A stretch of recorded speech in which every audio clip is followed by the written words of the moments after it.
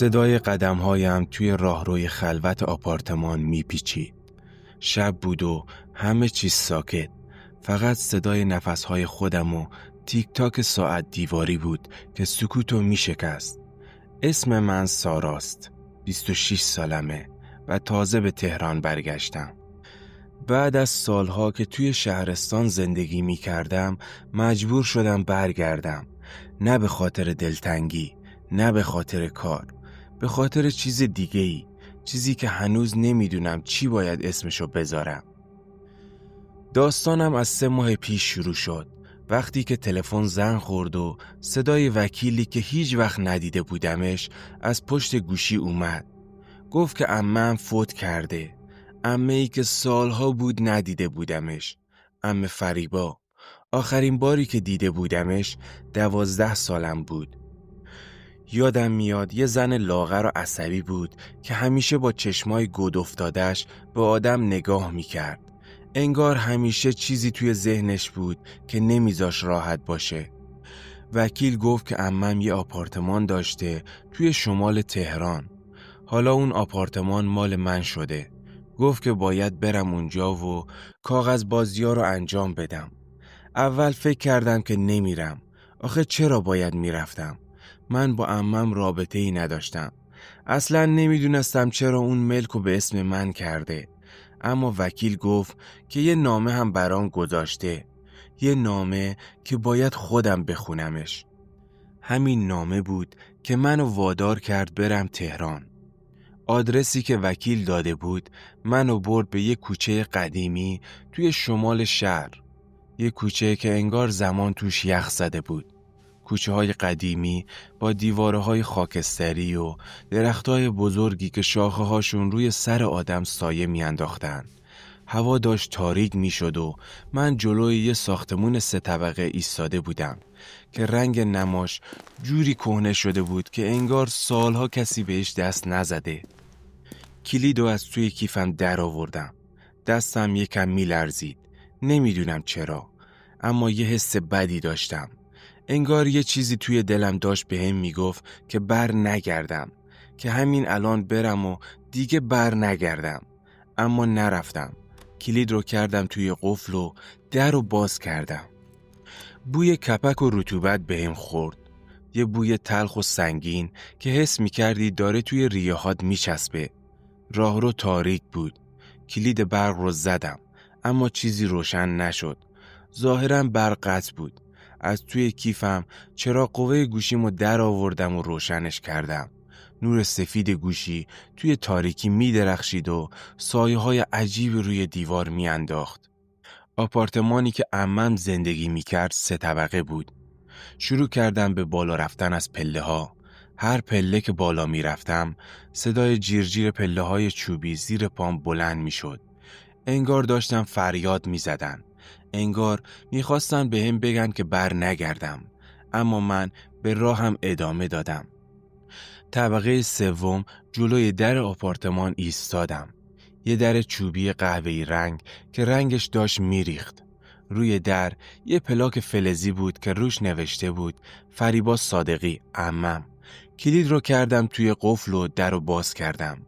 صدای باز شدن در توی سکوت پیچید. یه صدای سنگین و ترسناک. انگار داشتم در مقبره‌ای رو باز می کردم. وارد شدم. هوای داخل سرد بود. سردی که از اون سرماهای معمولی نبود. یه سردی که انگار از درون استخونات می شکست. آپارتمان کوچیک بود. یه سالن، یه اتاق خواب، یه آشپزخونه کوچیک و یه حموم. همه چیز مرتب بود. خیلی مرتب. انگار کسی تازه اینجا رو تمیز کرده باشه. اما غبار روی همه چیز نشسته بود. غباری که نشون میداد سالهاست کسی اینجا نبوده. وسط سالن یه میز کوچیک بود و روش یه پاکت قهوه‌ای. رفتم سمتش. روی پاکت نوشته بود برای سارا. دستمو دراز کردم و پاکت رو برداشتم. سنگین بود. باز کردمش. داخلش یه دفترچه قدیمی بود با یه نامه. نامه رو اول خوندم. دستخط عمم بود. لرزون و نامرتب. سارای عزیزم، اگر این نامه رو میخونی یعنی من دیگه نیستم. میدونم که سالها بود ندیده بودیم همدیگر رو. میدونم که تو حتی نمیدونستی من کجا زندگی میکنم. اما باید بدونی که همیشه فکرتو میکردم. همیشه نگرانت بودم. دلیلی که این خونه رو به تو دادم خیلی ساده است. چون تو تنها کسی هستی که میتونی اینجا رو تموم کنی. تنها کسی هستی که میتونی اون چیزی رو که من نتونستم انجام بدم رو به پایان برسونی. سارا، این خونه معمولی نیست. چیزی اینجا هست. چیزی که سالهاست داره اینجا زندگی میکنه. منو تماشا میکنه و منتظره.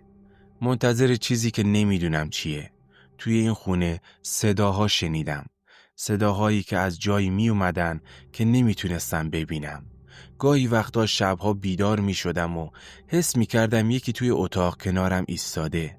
اما وقتی چراغ رو روشن می کردم هیچ کس اونجا نبود.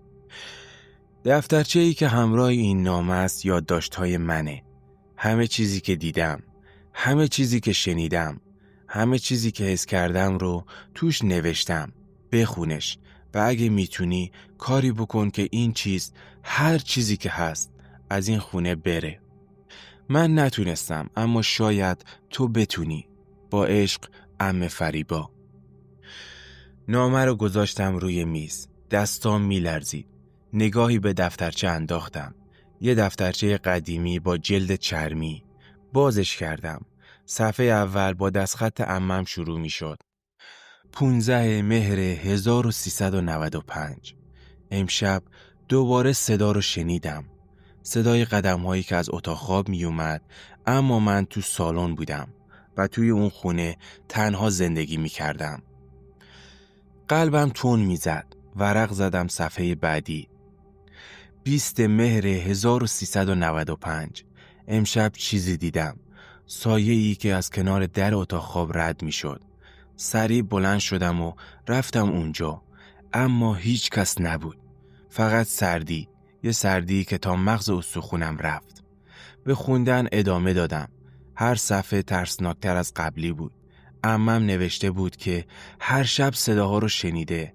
گاهی صدای گریه، گاهی صدای زمزمه، گاهی هم صدای جیغ. یه جاش نوشته بود نمیدونم چی میخواد، اما میدونم که منتظره که یه کاری بکنم، اما نمیدونم چی. آخرین نوشته دفترچه مربوط به 2 هفته پیش بود. 5 آبان 1400. دیگه نمیتونم. دیگه تحملش رو ندارم. هر شب بیدارم میکنه. هر شب میبینمش. ایستاده دم تختم و فقط نگاهم میکنه. با چشمای سیاهش، چشمایی که انگار ته نداره. فردا میرم دکتر. اگه بر نگردم بدونید که... جمله تموم نشده بود که نفسم بند اومده بود. دفترچه رو بستم و گذاشتم روی میز. نگاهی به اطرافم انداختم. خونه ساکت بود، خیلی ساکت. اون نوع سکوتی که وحشتناکه، سکوتی که انگار چیزی توش داره نفس میکشه. تصمیم گرفتم که همون شب برم، که این خونه رو بفروشم و دیگه هیچ وقت بر نگردم. اما وقتی خواستم برم سمت در، صدایی شنیدم. یه صدای آروم مثل زمزمه از اتاق خواب می اومد. قلبم وایساد. خشکم زد همونجا. صدا قطع شد.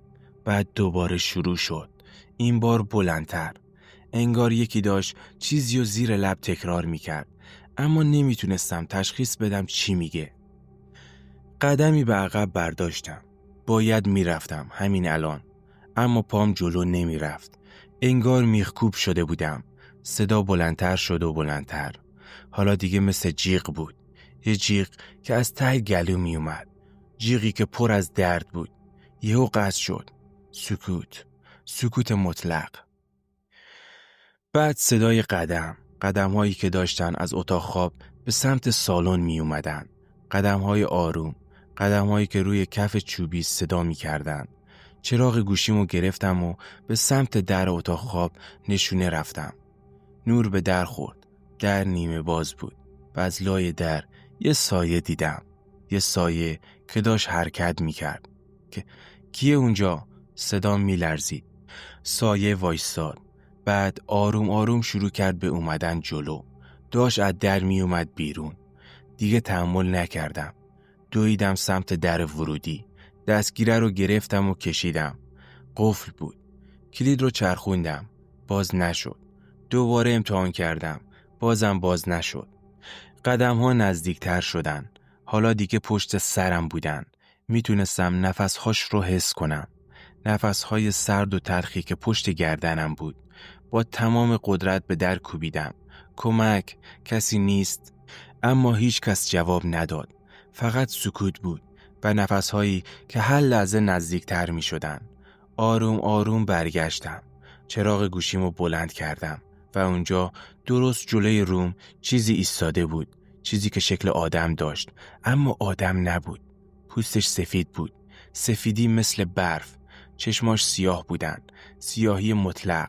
دهنش باز بود و داشت لبخند میزد. لبخندی که اصلاً شبیه لبخند نبود. جیغ زدم. همه چیز سیاه شد. وقتی چشم باز کردم صبح بود. نور خورشید از پنجره می اومد توی سالن. سرم درد می کرد. آروم بلند شدم. یادم اومد چی دیده بودم. قلبم دوباره تند زد. به سرعت از جام بلند شدم. هنوز در قفل بود. این بار کلید رو چرخوندم و در باز شد. بدون اینکه به پشت سرم نگاه کنم دویدم بیرون. از پله ها پایین رفتم. از ساختمون زدم بیرون. نفس می زدم. به خیابون رسیدم. ماشینم رو پیدا کردم و سوار شدم. میخواستم بزنم به چاک. میخواستم از این محل فرار کنم. اما یه چیزی منو نگه داشت. دفترچه عمم رو توی آپارتمان جا گذاشته بودم. به خودم گفتم بذار بره. اما نمیتونستم. توی اون دفترچه حرفایی بود که شاید کمکم میکرد بفهمم چی تو اون خونه بود. نفس عمیق کشیدم و برگشتم سمت ساختمون. این بار وارد نشدم. فقط رفتم دم در ساختمون و نگاهی به پنجره‌های طبقه سوم انداختم. همه پنجره‌ها بسته بودن. غیر از یکی. پنجره اتاق خواب عمم. اون پنجره باز بود و پشت اون پنجره یه سایه دیدم. همون سایه داشت بهم نگاه میکرد. سریع برگشتم سمت ماشین و سوار شدم. گاز دادم و از اونجا دور شدم. رفتم یه کافه توی اون نزدیکی. نشستم و یه قهوه سفارش دادم. دستام هنوز میلرزیدن. ذهنم پر بود از فکر. چی بود اونجا؟ خواب بود؟ نه، نمیتونست خواب باشه. خیلی واقعی بود. گوشیمو در آوردم و یه سرچ کردم. خونه‌های روحدار تهران. یه عالمه نتیجه اومد. اما هیچ کدوم مفید نبود. بعد اسم عمم رو سرچ کردم. فریبا صادقی. یه خبر پیدا کردم. مربوط به 2 هفته پیش بود. مرگ مشکوک یه زن 65 ساله در شمال تهران. پلیس علت مرگ و نامشخص اعلام کرده بود. قلبم فشرده شد. پس درست همون روزی که آخرین یادداشتشو نوشته بود مرده بود. به فکر فرو رفتم. باید میفهمیدم اون خونه چه مشکلی داره. نمیتونستم بذارم همینجوری بمونه. عمم ازم خواسته بود که کاری بکنم و من نمیتونستم ازش سرپیچی کنم. تصمیم گرفتم که به یه متخصص مراجعه بکنم. یکی که درباره این چیزا میدونست. سرچ کردم. کسی که با روحا کار داره تهران. اسم یه آدم در اومد. رضا فراهانی. یه روحانی که گفته بودن تخصص توی این چیزا داره. باهاش تماس گرفتم. صداش آروم و متین بود. ماجرا رو کامل براش تعریف کردم. گوش داد و بعد گفت میتونم بیام اون خونه رو ببینم؟ حتما، هر وقت شما وقت دارید. امروز عصر ساعت 5. موافقت کردم و آدرس رو بهش دادم. عصر دوباره رفتم اون خونه. این بار با رضا. یه مرد 50 ساله با ریش سفید و چشمای تیز. همراهش یه کیف کوچیک بود. وارد ساختمون شدیم.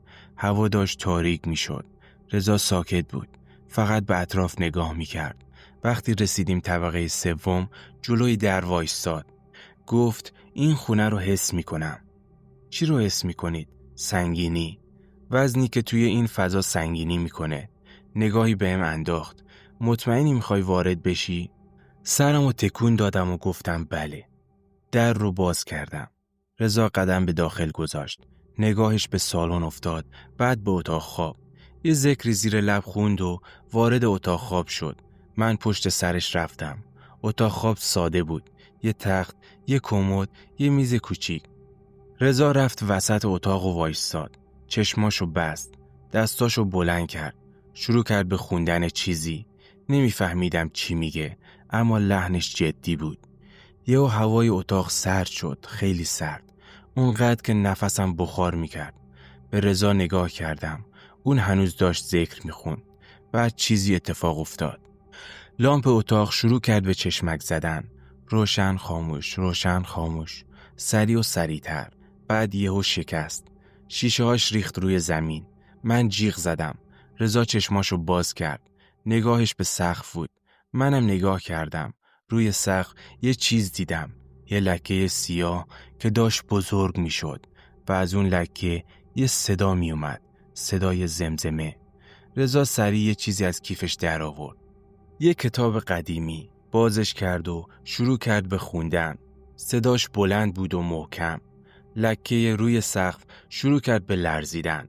بعد یهو یه جیغ بلند که انگار از درون دیوارها می اومد. بعد همه چیز ساکت شد. لکه محو شد. سردی رفت. فقط سکوت موند. رضا نفس عمیقی کشید. کتاب رو بست و برگشت سمت من. این خونه نفرین شده. چی؟ این خونه نفرین شده. یه روح اینجا گیر افتاده. یه روح که نمیتونه بره. کی؟ روح؟ روح کیه؟ رضا نگاهی به من انداخت. باید بیشتر تحقیق کنم، اما حس میکنم این روح خیلی وقت اینجاست. شاید دهه هاست. گفتم چطوری میتونیم خلاصش کنیم؟ گفت اول باید بفهمیم کیه و چرا اینجا گیر افتاده. بعدش میتونیم کاری بکنیم. همون شب رضا یه سری تحقیق راجع به اون ساختمون کرد و 2 روز بعد به هم زنگ زد. چیزی پیدا کردم. گفت این ساختمون 70 سال قدمت داره. قبلا یه خونه بزرگ بود. مال خانواده ثروتمند.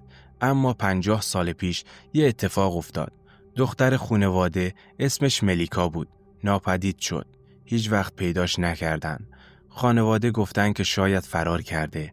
اما همسایه ها شایعه کردن که پدرش کشتتش. گفتم چرا؟ گفت به خاطر یه رابطه عاشقانه. دختر عاشق یه پسر فقیر شده بود. پدرش مخالف بود.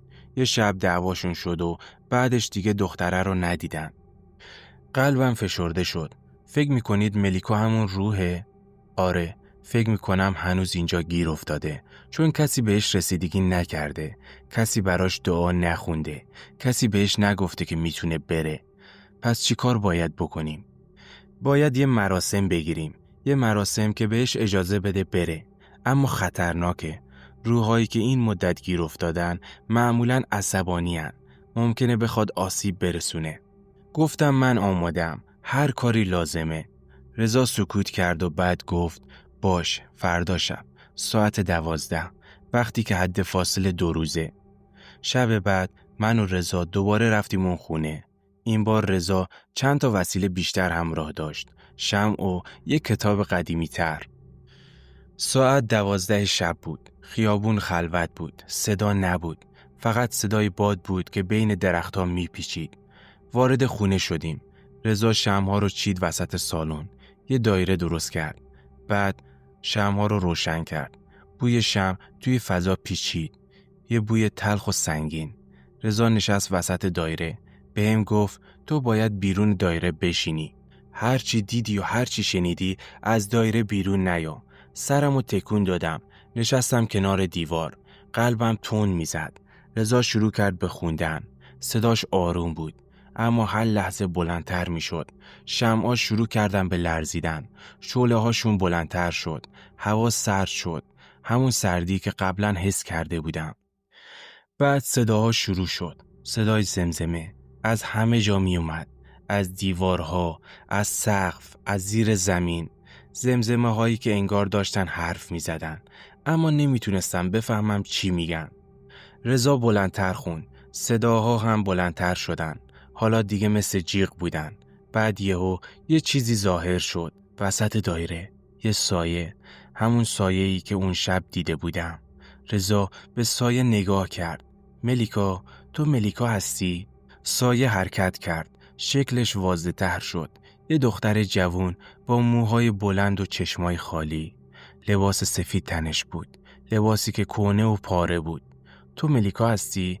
رضا دوباره پرسید. دختر سرشو تکون داد. آروم. بعد دهنشو باز کرد. صداش مثل پش بود. من گیر افتادم. میدونم، اما حالا میتونی بری. میتونی آزاد بشی.